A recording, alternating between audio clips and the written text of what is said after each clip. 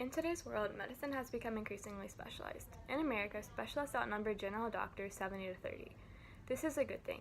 Specialization is what we need. As medicinal knowledge has increased, especially over the last century, so has the need for specialization. There's too much information for one person to know and effectively apply. A general doctor, also known as a primary care physician or PCP, is important for annual checkups and visits for common problems such as strep or virus. However, beyond this, specialization is needed. Problems that go beyond the common are that a PCP does not have enough knowledge of require specialization. An example of this is orthopedists for bones and muscles, cardiologists for hearts, neurologists for nerves and brains, and endocrinologists for hormone or gland malfunctions. These doctors are vital in treating conditions that go beyond the ordinary. These specialists require training and extensive education on their specialty before they can begin practicing. This makes them qualified to treat patients with more specific problems than a virus or an annual checkup. Specialization makes it easier for patients to be diagnosed and for the proper treatment to be administered.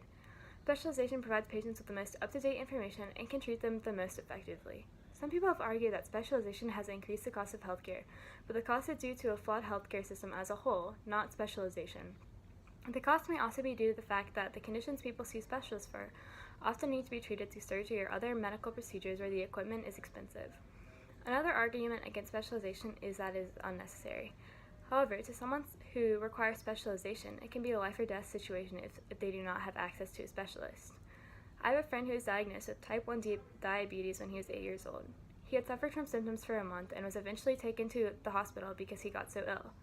When he was admitted, it was revealed he suffered from diabetes and that his blood sugar was extremely high. At the hospital, he was first treated by an endocrinologist for adults. The doctor administered the wrong treatment and he went into a coma. He remained in a coma for 2 days. Due to the damage from elevated blood sugar, he suffered from nerve damage. This damage is irreversible, so he will suffer from it for the rest of his life.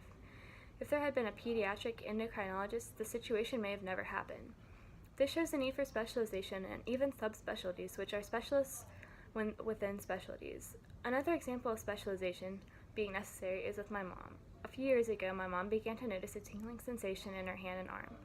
She went to the doctor where they told her it could be a pinched nerve or a spinal cord disorder. She asked for a referral to a neurologist to get a diagnosis and treatment. After several MRIs and a spinal tap, she was diagnosed with multiple sclerosis, a condition where the immune system eats away at the lining of the nerves.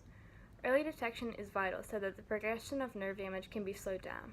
Because she saw a specialist, she was diagnosed quickly and could start treatment early. Due to her early diagnosis, the progression was slowed early, before much damage had occurred. These are only 2 examples from my own life.